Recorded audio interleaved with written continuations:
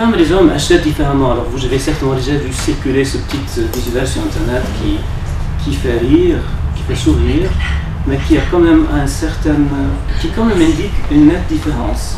Donc ici c'est un peu schématique, un grand magasin. Ici se trouve par exemple les jeans et Oula. Et puis le bleu c'est moi.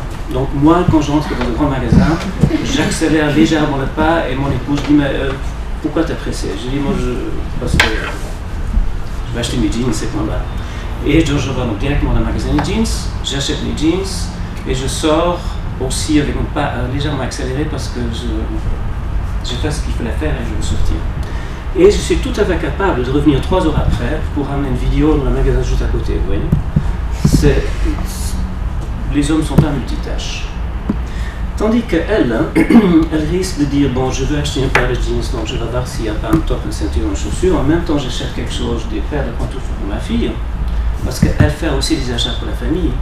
Et en même temps, puisque j'achète quelque chose pour ma fille, il faut que j'achète quelque chose pour mon fils, et passe plus de temps, et passe plus d'argent. Ce qui pourrait peut-être faire naître ce cliché que les femmes sont dépensières dans l'esprit des hommes.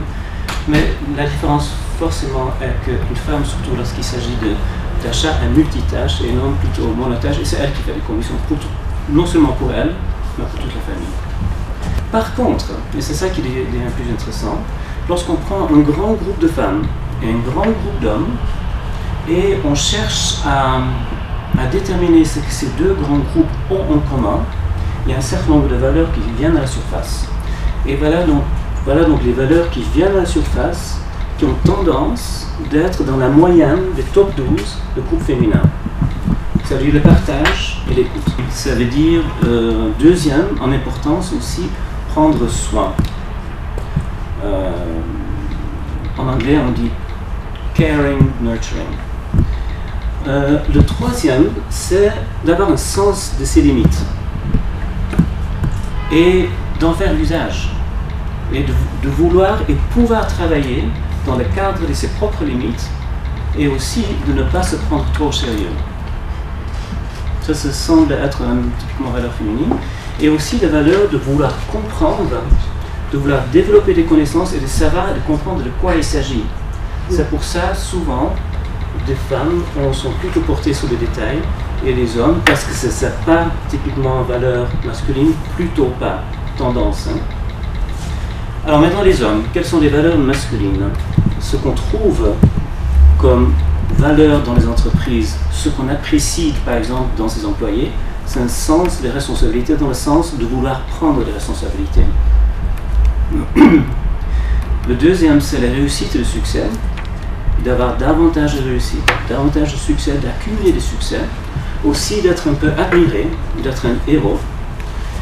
La loyauté à son clan, la loyauté à son entreprise, qui fait que beaucoup plus d'hommes que les femmes disent « Ah, les pauvres concurrents, je ne comprends pas qu'on voudra travailler pour eux ». Donc ça, c'est plutôt typiquement une approche masculine de dénigrer, entre guillemets, les concurrents et de beaucoup valoriser son propre entreprise. Et peut-être, je ne veux pas aller sur une pente glissante, mais tout de même, je pense qu'il y a un lien. C'est que c'est plus difficile pour un homme d'être critique envers son propre entreprise que pour une femme, je pense. Par conséquent, pour certains hommes, c'est plus difficile de dénoncer une fraude que pour une femme.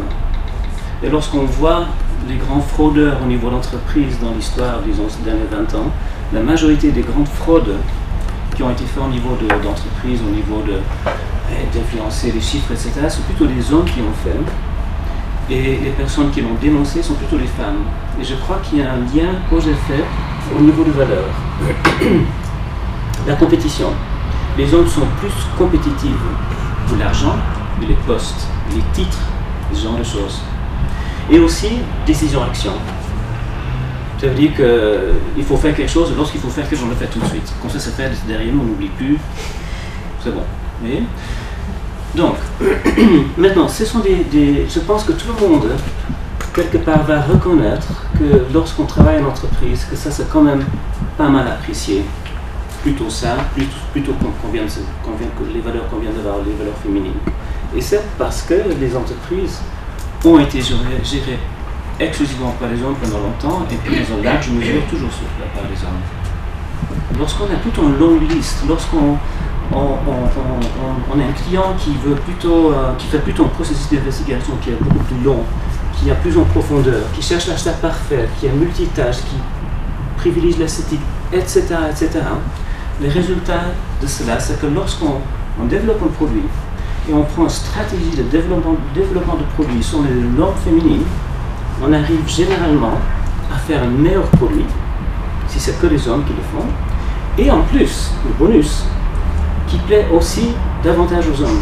Donc, est-ce que ça existe un produit féminin qui plaît également aux hommes? Oui, je pense qu'il va même y avoir ici dans cette salle, hein. J'ai déjà vu, je crois. C'est ce produit-là. Ça, pour moi, c'est un exemple typique d'un produit féminin. Qu'est-ce qu'on va vérifier? Partage, écoute. La communauté. Le plus grand concurrent sur le téléphone, c'est le BlackBerry. Mais le BlackBerry, c'est toute votre approche. Le BlackBerry, c'est pour les hommes d'affaires. Et accessoirement aussi pour les femmes, c'est OK. Et c'est totalement orienté sur un certain type d'activité. Le point de départ de l'iPhone, c'est toujours été, c'est pour tout le monde. Et tout le monde doit être capable de l'utiliser. Pas les techno-neutres là qui savent bien sur quel bouton il faut peser, etc. Parce qu'ils ont l'habitude. C'est rendu accessible à la communauté entière. Il n'y a aucune exclusion. Vous voyez, c'est vraiment un total partage. Informations concrètes. Par exemple, la clarté des icônes sont souvent tellement évidents que souvent, lorsque vous achetez un produit Mac, il n'y a même pas des explications qui viennent avec. Troisième valeur, limitation. Multitâche. Il n'y a aucun appareil qui est aussi multitâche que l'iPhone. 350 000 apps. Et tous les jours, il y en a plus. Nous sommes là aujourd'hui dans le cadre d'un cycle de conférences qui s'appelle Gagner avec l'égalité. C'est l'occasion aussi de diffuser un guide que nous avons édité en collaboration avec la FER Genève, la Fédération des entreprises romandes dans notre canton. Ce cycle de conférences débutait avec le 17 avril avec une conférence menée par le professeur Ferrari sur, dans le fond, les intérêts de la mixité pour les entreprises, de la mixité entre les genres aux sphères décisionnelles. Elle se poursuivait aujourd'hui avec un autre levier ou un autre regard que l'on peut poser sur cette question, une conférence de David Fenius en l'occurrence qui montrait comment dans le fond les entreprises, en découvrant à quel point l'intérêt de répondre aux besoins de sa clientèle féminine peut leur rapporter, et il n'y a pas de miracle pour pouvoir mieux définir et répondre aux besoins d'une clientèle féminine, eh bien il faut aussi féminiser ses équipes. Voilà un nouvel argument en faveur de la mixité. Cette conférence était suivie ensuite par celle des cellules d'entraide qui sont une forme possible de solution pour les encourager à créer un plan de carrière, à booster leur carrière, et ça peut être aussi une initiative prise par la direction d'une entreprise. L'État de Genève, par exemple, soutient les cellules d'entraide. Les cellules d'entraide, c'est donc un réseau de soutien et d'entraide professionnelle et personnelle qui est composé d'une quinzaine de femmes qui se réunissent 10 fois par an, 9 fois en soirée et une fois pendant une retraite de 24 heures. Actuellement, il existe une vingtaine de cellules dans tous les cantons romans qui réunissent environ 200 femmes. On espère avoir 2 à 4 nouvelles cellules qui démarreront encore cette année. La confidentialité, c'est un point essentiel dans les cellules d'entraide. D'ailleurs, chaque membre de cellule s'engage, chaque année, elle réitère son engagement sur la confidentialité des propos échangés. C'est-à-dire que tout ce qui se dit et se partage autour de la table doit rester autour de la table. La mission à long terme des cellules d'entraide, c'est de favoriser l'émergence d'une nouvelle génération de femmes confiantes et disposant d'un réseau solide et durable. Alors la seule condition, c'est effectivement d'être actif professionnellement.